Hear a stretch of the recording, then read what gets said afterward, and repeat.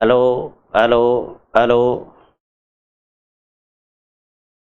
तमाम विद्यार्थियों, आज मैं भारतीय स्वतंत्रता आंदोलन की श्रृंखला को प्रारंभ कर रहा हूं और छोटे छोटे वीडियोस के माध्यम से मैं भारतीय स्वतंत्रता आंदोलन की कुछ घटनाओं पर आपका ध्यान जो है वो आकर्षित करना चाहूँगा।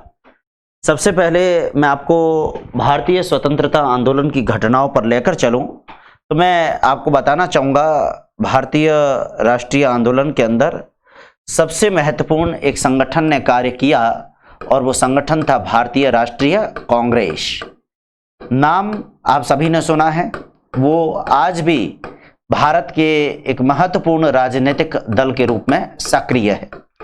ये भारतीय राष्ट्रीय कांग्रेस जिसकी चर्चा मैं कर रहा हूं, मेरे विद्यार्थियों आपको जानकारी हो, भारतीय राष्ट्रीय कांग्रेस की स्थापना 1885 के अंदर हुई और इसकी स्थापना करी थी एक अंग्रेज विद्वान थे, एलन ऑक्टेवियन ह्यूम। आपको ध्यान हो, एक अंग्रेज विद्वान एलन ऑक्टेवियन ह्यूम जिन्होंने भारतीय राष्ट्रीय कांग्रेस की स्थापना की थी। एलन ऑक्टेवियन ह्यूम जिसको हम कहते हैं ए.ओ. ह्यूम, जिसको हम कहते हैं A O. Hume. Allan Octavian Hume ने 28 दिसंबर 1885 को कहते हैं कि कांग्रेस के पहले अधिवेशन के साथ कांग्रेस की विधिवत रूप से स्थापना करी थी। 28 दिसंबर 1885 को एक सेवानिवृत्त आईसीएस अधिकारी, एक सेवानिवृत्त अंग्रेज अधिकारी थे जिनका नाम था एलन ऑक्टेवियन ह्यूम, जिसको हम ए.ओ. ह्यूम कहते हैं।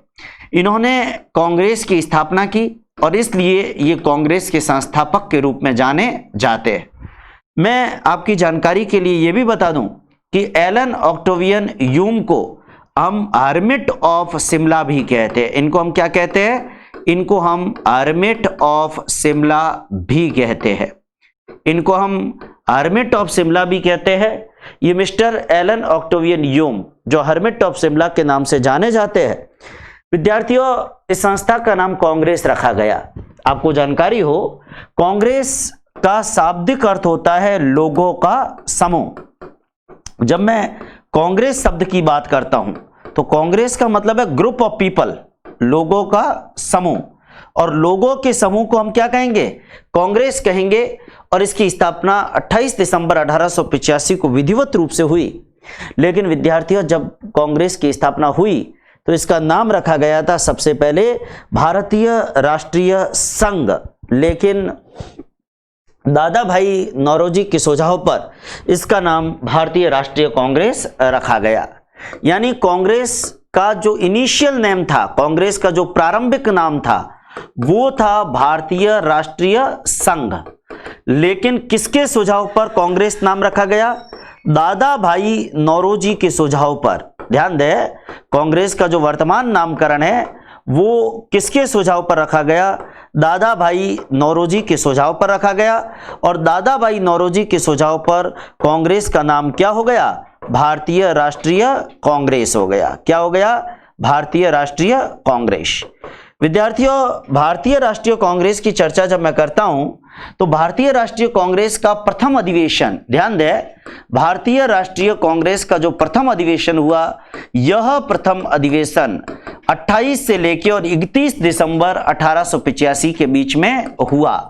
और आपको जानकारी हो, यह अधिवेशन जब 28 से 31 दिसंबर 1885 के बीच हुआ तो इसके अंदर अध्यक्षता करने वाले, यानी कांग्रेस के संस्थापक अध्यक्ष कह दो, कांग्रेस के पहले अध्यक्ष कह दो, क्योंकि संस्थापक में अगर हम ए.ओ. ह्यूम का नाम लिखते हैं तो मैं बताना चाहूंगा कि कांग्रेस के पहले अध्यक्ष कौन थे? कांग्रेस के पहले अध्यक्ष थे व्योमेश चंद्र बनर्जी। कौन थे? व्योमेश चंद्र बनर्जी। ये कांग्रेस के पहले अध्यक्ष थे, व्योमेश चंद्र बनर्जी। और आपकी जानकारी में यह भी लाना चाहूंगा कि भारतीय राष्ट्रीय कांग्रेस के पहले अध्यक्ष व्योमेश चंद्र बनर्जी थे। और कांग्रेस के इस पहले अधिवेशन के अंदर, ये पहला अधिवेशन कहां हुआ? बंबई में हुआ। बंबई के गोकुलदास तेजपाल संस्कृत पाठशाला में हुआ और इसमें 72 प्रतिनिधियों ने भाग लिया। ध्यान दें, इस अधिवेशन के अंदर कितने प्रतिनिधियों ने भाग लिया? 72 प्रतिनिधियों ने कांग्रेस के इस अधिवेशन के अंदर भाग लिया। आपको ध्यान हो, 72 प्रतिनिधियों ने कांग्रेस के पहले अधिवेशन में भाग लिया और 72 प्रतिनिधियों ने भाग लेकर और एक राजनीतिक संगठन की स्थापना की। आपको ध्यान हो, उस समय जब भारतीय राष्ट्रीय कांग्रेस का ये पहला अधिवेशन हुआ, आपको ध्यान हो, ये अधिवेशन वास्तव के अंदर कहां होना था? पूना के अंदर। लेकिन ये अधिवेशन पूना में नहीं हुआ, ये अधिवेशन कहां हुआ? ये हुआ गोकुलदास तेजपाल संस्कृत पाठशाला बंबई के अंदर।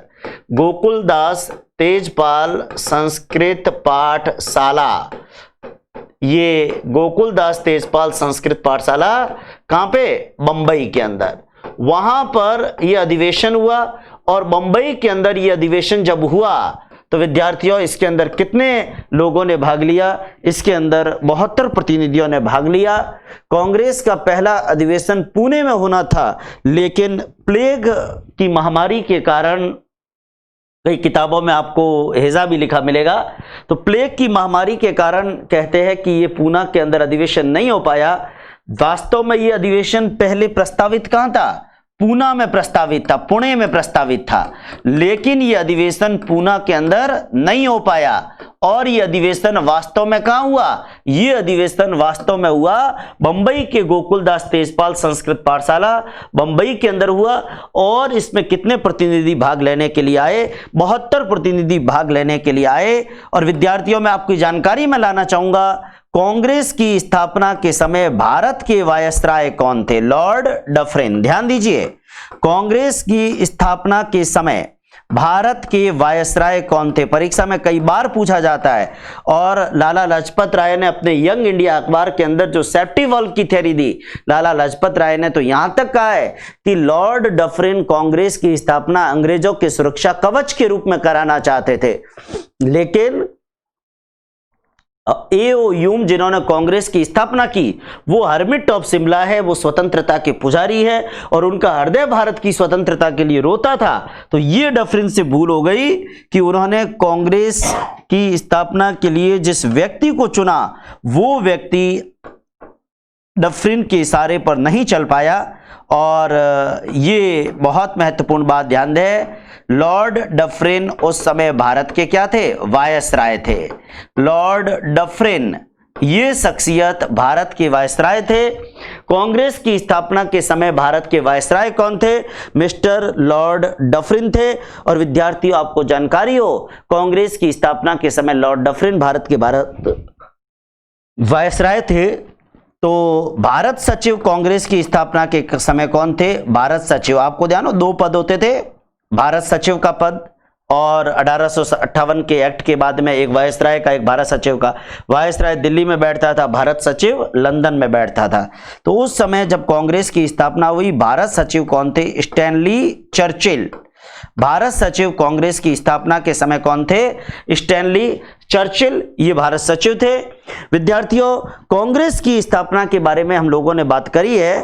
कांग्रेस का पहला अधिवेशन के बारे में मैं एक बात और कहना चाहूंगा कि कांग्रेस के पहले अधिवेशन के अंदर व्योमेश चंद्र बनर्जी जब कांग्रेस की अध्यक्षता कर रहे थे, उन्होंने ये कहा था कि कांग्रेस के कई उद्देश्य है, जैसे सारे देश के अंदर देश हित के काम करना, लोगों का आपसी संपर्क बढ़ाना, मैत्री भाव स्थापित करना, व्यक्तिगत मित्रता और मेलजोल के द्वारा वंश, धर्म और प्रांतीयता की संकीर्णता को खत्म करना, ऐसे कई सारे उद्देश्यों के साथ कांग्रेस काम करेगी। और वो ये भी कहते थे, व्योमेश चंद्र बनर्जी ने ये कहा कि हमारा जो वार्षिक अधिवेशन है, इसमें हमारा उद्देश्य ऐसे मुद्दों पर हम विचार करें और निर्णय लें जिनके बारे में हमारे राजनीतिक दल जो है देश हित के अंदर 12 महीने काम कर सके। कांग्रेस के प्रथम अधिवेशन के अंदर कुल कितने प्रस्ताव पास हुए? कांग्रेस के पहले अधिवेशन में 9 प्रस्ताव पास हुए। कितने प्रस्ताव पास हुए कांग्रेस के पहले अधिवेशन में? 9 प्रस्ताव पास हुए। ध्यान दीजिएगा, ये एक बहुत महत्वपूर्ण बात है। कांग्रेस के पहले अधिवेशन के संदर्भ में जब हम चर्चा कर रहे हैं, और आपको जानकारी हो 72 प्रतिनिधि इसके अंदर आए थे। कांग्रेस के पहले अधिवेशन के अंदर, ध्यान दें, कांग्रेस के पहले अधिवेशन के अंदर कितने प्रस्ताव पास हुए?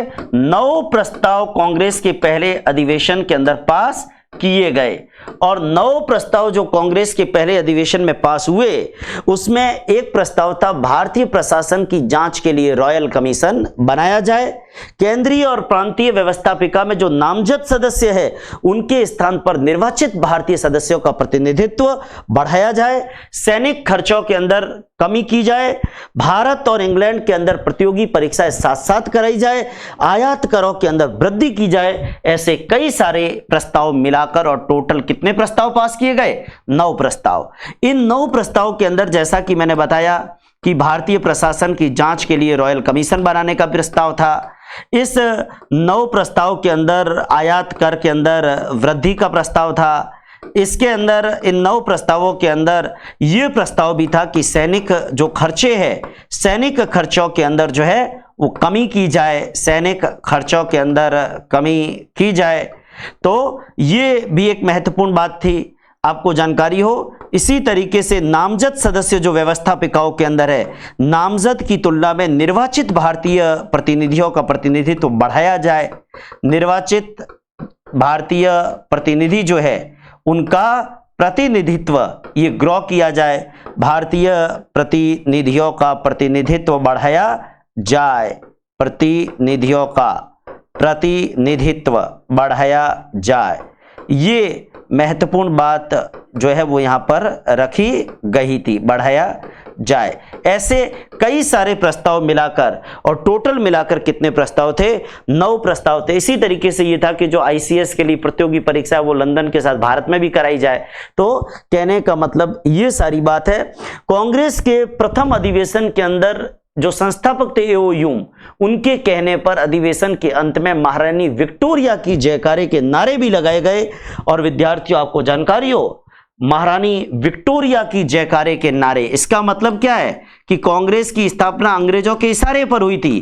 क्योंकि 1857 की क्रांति जो हुई थी ना, अंग्रेज ये नहीं चाहते थे कि भारत में कोई दोबारा ऐसी क्रांति हो और लोगों के अंदर जो असंतोष हो, समस्या, एक ऐसा राजनीतिक संगठन भारत में बन जाए कि समय समय पर अंग्रेज ये चाहते थे कि उनको उन समस्याओं के बारे में पता चलता जाए और उनको न केवल समस्याओं के बारे में पता चले, बल्कि जब समस्या अंग्रेजों के सामने आएगी और वो उसको अपने हिसाब से सॉल्व कर पाएंगे, और नहीं सॉल्व करा पाए तो लोगों के मानस का रूप बदल पाएंगे। तो ऐसी स्थिति में सन 57 जैसा विद्रोह भारत में दोबारा नहीं होगा। और आपको ध्यान हो, लाला लाजपत राय ने बाद में यंग इंडिया के अंदर अपनी जो सेफ्टी वॉल्व थ्योरी दी, उसमें उन्होंने कहा भी था कि अंग्रेजों ने अपने राजनीतिक फायदे के लिए कांग्रेस की स्थापना करवाई थी। लेकिन यह बात अलग है कि उनके मंसूबे कामयाब नहीं हुए, क्योंकि उन्होंने कांग्रेस की स्थापना करने के लिए एक ऐसे व्यक्ति को, एओ ह्यूम को चुना, जिन्हें हम कहते हैं हर्मिट ऑफ शिमला। जिन्हें हम क्या कहते हैं? हर्मिट ऑफ शिमला कहते हैं, जिन्हें हम हर्मिट ऑफ शिमला कहते हैं, जिन्हें हम शिमला का संत कहते हैं। ये भारत की स्वतंत्रता के लिए इनका हृदय रोता था, ये स्वतंत्रता के पुजारी रहे, और इसलिए ये लॉर्ड डफरिन के मंसूबे जो है वो कामयाब नहीं हो पाए। विद्यार्थियों, इस अधिवेशन के बाद हर साल दिसंबर में कांग्रेस का अधिवेशन होने लगा। मैंने एक वीडियो के अंदर आपको कांग्रेस के प्रथम 4 अधिवेशनों पर भी मैं चर्चा कर चुका हूं। पढ़ना हो तो आप हिस्ट्री की प्लेलिस्ट में जाकर और आप वीडियोस को देख सकते हैं। ये एक छोटी सीरीज अपन ने शुरू की है, जिसमें छोटे छोटे प्रकरण भारतीय स्वतंत्रता आंदोलन के अपन जो है वो बात करेंगे। मैंने कांग्रेस के प्रथम अधिवेशन के बारे में इसमें चर्चा करी। अगला जो वीडियो आएगा उसमें कांग्रेस के अधिवेशनों के बारे में और कांग्रेस के बारे में विभिन्न महानुभावों के क्या कथन है, उनकी चर्चा मैं अगले वीडियो में करूंगा। धन्यवाद। वंदे मातरम।